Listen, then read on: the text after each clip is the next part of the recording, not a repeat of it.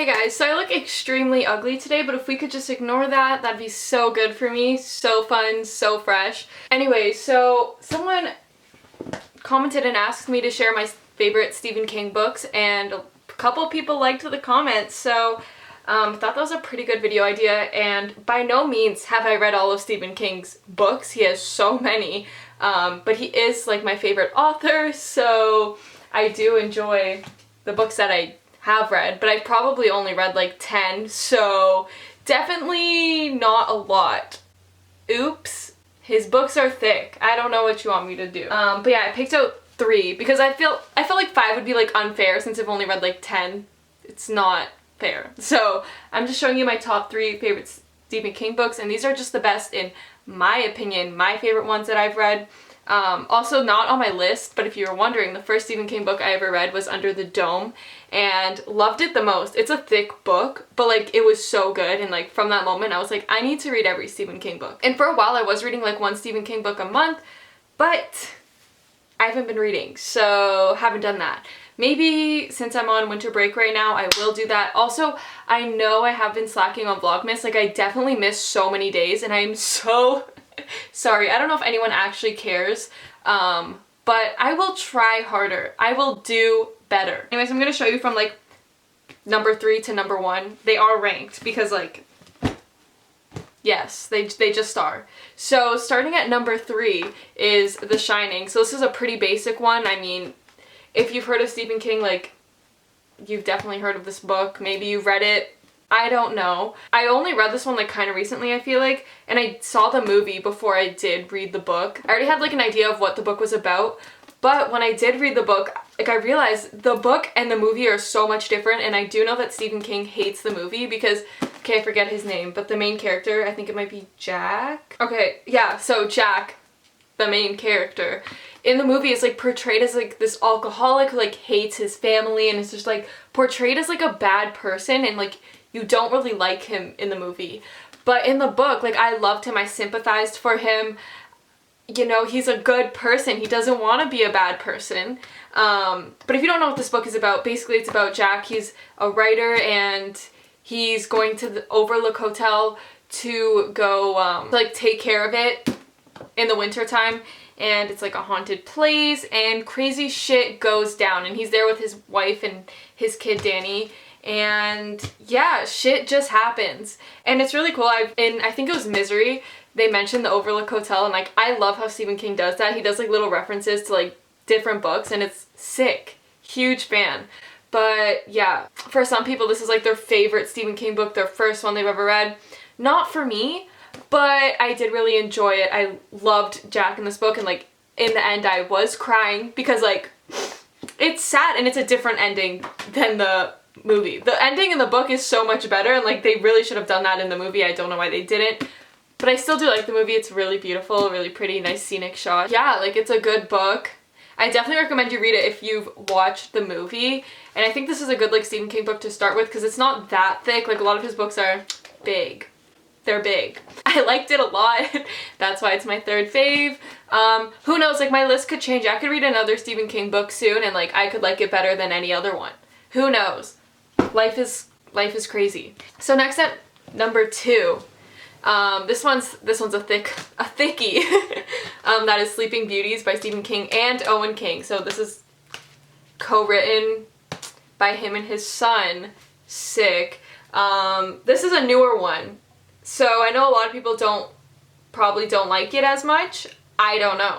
I read this when I was on vacation, and like, oh, it was just hidden. It was hidden. So I don't know where I went. I went on vacation for like a week, and I just read this book. And it was like a great time. Like I felt like I was in the world. That's like the best when you're reading a book and you feel like you're in the world. Like that's when, you know, the book really feels good. But yeah, basically I read this a while ago. Let me think. Oh, okay, yeah. So it's about like all the women in this like in the world. It's not in the town. It's in the world. If they fall asleep, like they start like getting cobwebs all over them. This isn't making any sense. I'm sorry. And then they're put into like this other world, and then if the men try to wake them up, like they go batshit crazy and try to kill everyone. So it's really cool. You just follow these different characters around. There's a lot of different perspectives in the book, and I don't know, like I just felt really captured and enticed by this book. And I love how it's just like sitting on my head.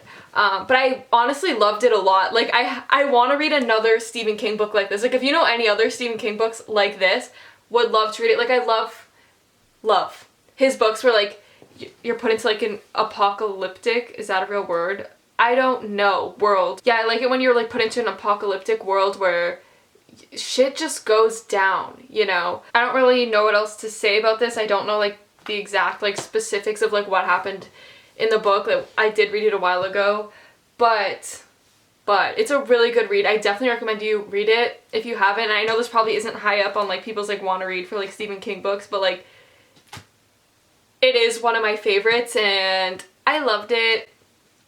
So next at number 1, if you watch my videos you probably know this, I've definitely mentioned this a couple of times. This isn't just my favorite Stephen King book of all time, it is my favorite book of all time. Like I want to reread it so bad, but it's so big and it took me months to read, which is pretty sad, but that's fine. And that is It by Stephen King. Now if you've read Stephen King, you've probably read this book, you've definitely heard of this book. Even if you haven't, you've definitely watched the movie that just came out, like the remake, which I did like. It's different than the book, because in the, okay, so I did watch the remake, I think, before reading the book, or I was reading the book at the time. I'm not sure, but that's what it like made me want to read it. I also have this like super old edition from my dad, which is cool. I like it. It's cute, but I want to buy a newer one just to like reread it. I want to make like post-it notes and shit. Could be fun. But basically there's this like group of friends who are in this town, Derry, Maine, where all Stephen King books take place. And yeah, there's this like killer clown killing people, children. So yeah, you go back and forth from like when they're kids and when they're adults and like how they go about defeating Pennywise the clown. And I don't really know what else to say about it. Like you've probably watched the movie, you've definitely heard about it. But this was another Stephen King book where I felt like I was in the world.